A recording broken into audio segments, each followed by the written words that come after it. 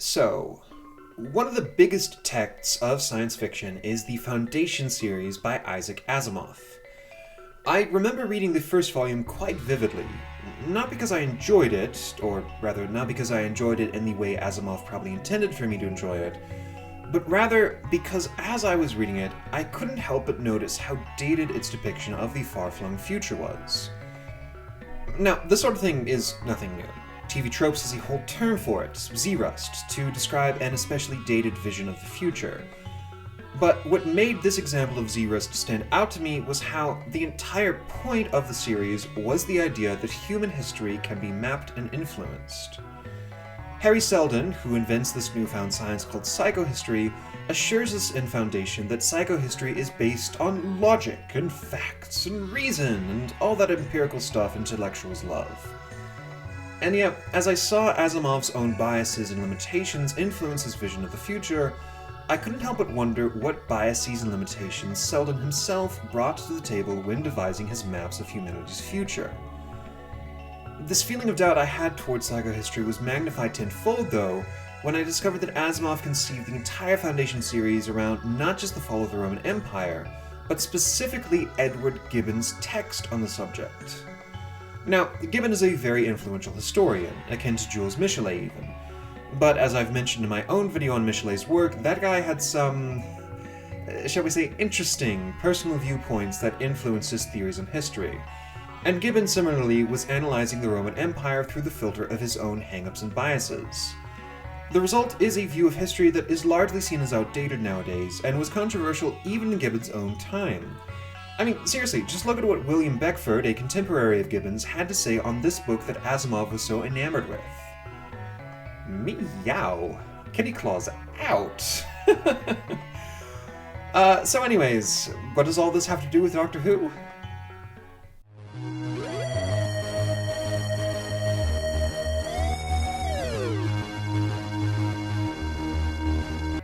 After materializing in a locked tomb of some sort, Barbara slips on a pretty bracelet she finds before summoning through a hidden door. When the rest of the TARDIS crew go after her, they find that they can't get back through the door and are soon captured by a group of armed Aztecs. Thankfully for our heroes, the bracelet Barbara took has made the Aztecs assume she is the reincarnation of a holy priest, returned from the heavens to impart divine wisdom on her followers. However, if you know a thing or two about the Aztecs, you know that they practiced human sacrifice, a ritual Barbara cannot abide by. So, with the authority granted to her by the bracelet, she decides to change Aztec society for the better. But as the Doctor argues, her idea of better may not necessarily be what's best for the Aztecs themselves.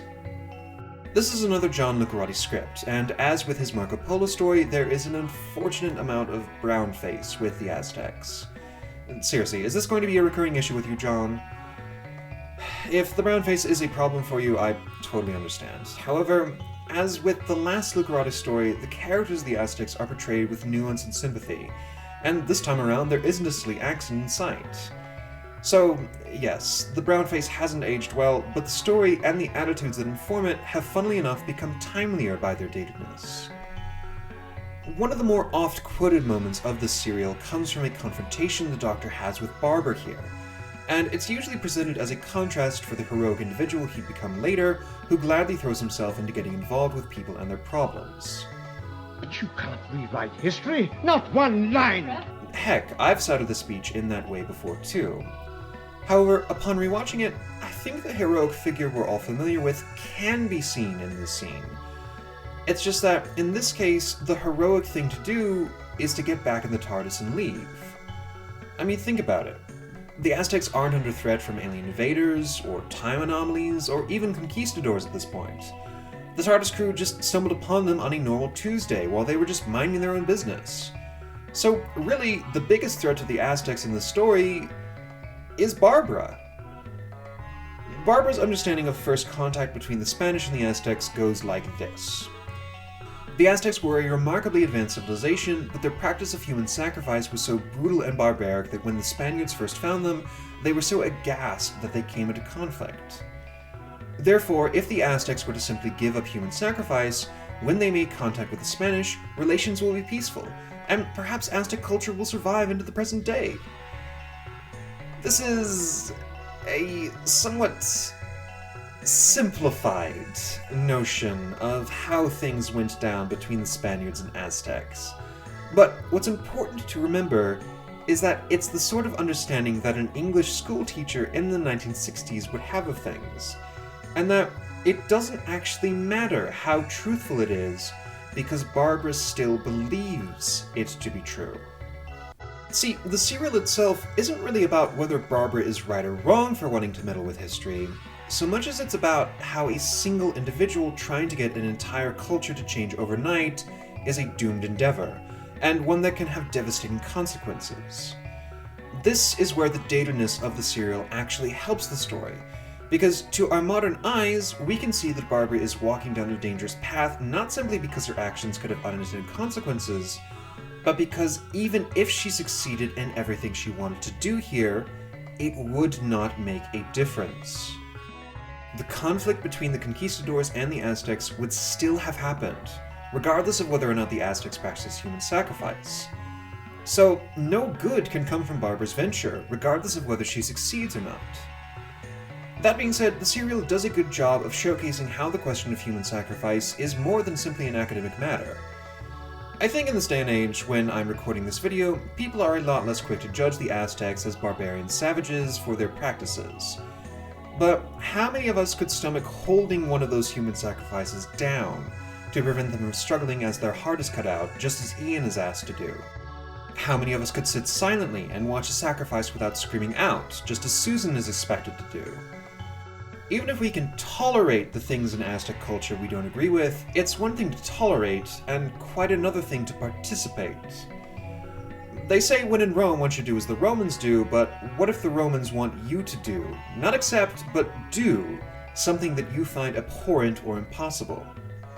It's these questions that drive the story as our heroes desperately try to return to the TARDIS, and what help it stand out as a classic. Even the qualities that have aged poorly have helped the story itself age well, and even with the casting caveat, it remains a favorite of mine.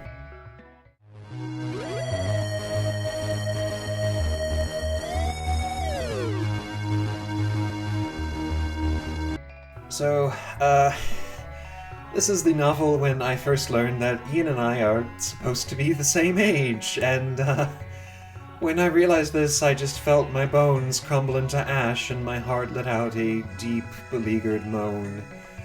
Soon I shall be like the first Doctor, old and decrepit in a cantankerous coot. At least I'll have a stick.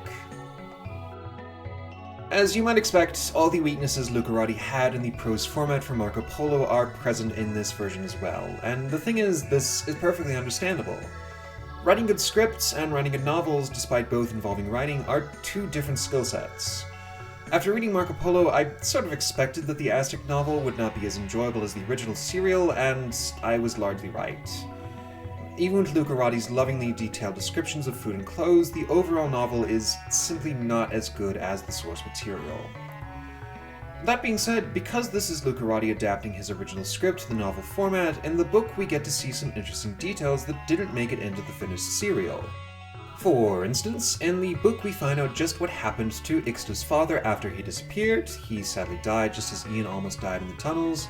And while Lucarotti is much more sympathetic to Barbara's position than most modern readers, or even the serial, this simply serves to emphasize Lucarotti's thematic purpose, namely to write a follow-up to An Unearthly Child. So, for those unfamiliar or who have forgotten, in An Unearthly Child, the TARDIS crew assumed that, since the tribe of Gum were seeking to learn the secrets of fire, if they simply taught the tribe how to make fire, they could go on their merry way and it would all be good. But many of the tribesmen resisted the changes fire would bring, and even after successfully making fire, all this resulted in was the TARDIS crew being kept as imprisoned firemakers for the tribe of Gum. What had seemed like a straightforward solution only caused more problems in the end. Similarly, while ending human sacrifice is presented in the Aztecs novel as an objectively good thing, there are people who resist it, and any solutions it presents come with two new problems. Barbara is forced to give up trying to change the Aztecs, just as Nunez was forced to leave the Country of the Blind in H.G. Wells' story. Of course, as with the Country of the Blind, this story ends with the message that the civilization is doomed precisely because it couldn't change for the better, with betterness of course being defined by Lucarotti, and this might leave a bad taste in some readers' mouths, but it's certainly an interesting path not taken. One path I wish was taken, though, was with Kamika, the elder Aztec woman the Doctor meets in the story. In the finished serial, he's completely oblivious to how charming he is to the old woman, and reacts with shock when he unintentionally gets hitched to her, because he's not one of those filthy breeders. Ew! Gross! In the book, however, the Doctor is very aware of how charming he can be with ladies, and he deliberately uses this to ply information from Kamika on a way back to the TARDIS. He feels bad about it at first, but figures the end justifies the means. Once he gets hitched, though, and Kamika outright kisses him, unlike on screen, he sees that he's taken advantage of the poor woman, and he feels horribly guilty. Then, when he sees how much she's willing to help him and his companions, the Doctor outright wishes that he could take Kamika with them, or that he could stay with her there. It's the first time we've seen the Doctor so emotionally vulnerable, the first time we've seen him yearn for something, once he realizes how tempting a life with Kamika is. And then, at the very end, when the Doctor's trying to act all tough and unaffected with leaving Kamika behind, Ian spots him pull out a bracelet Kamika gave to him, before the Doctor's face softens, his eyes grow misty, and he silently puts the bracelet back in his pocket. And despite the Doctor earlier telling everyone else to leave behind any knickknacks they picked up from the Aztecs, when Ian sees the Doctor do this, he doesn't say anything. Even if Lucarotti isn't necessarily very good at writing in the novel format, the story underneath the subpar prose still shines through, and the subplot with the Doctor and Kamika truly tugged at my heartstrings.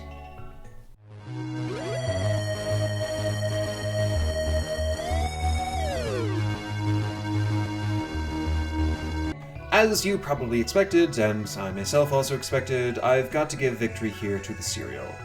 It's a really good story, and what's more, it's a story that could only have come from Doctor Who's first season. It's good, and I would encourage any Doctor Who fan to check it out. In the meantime, I'm Marco Keen, and if you liked this video and would like to help this channel out, please consider liking, commenting, or subscribing. Don't forget to ring that bell if you want to catch new episodes each Saturday tea time, and don't forget to share this video to help boost it in the algorithm.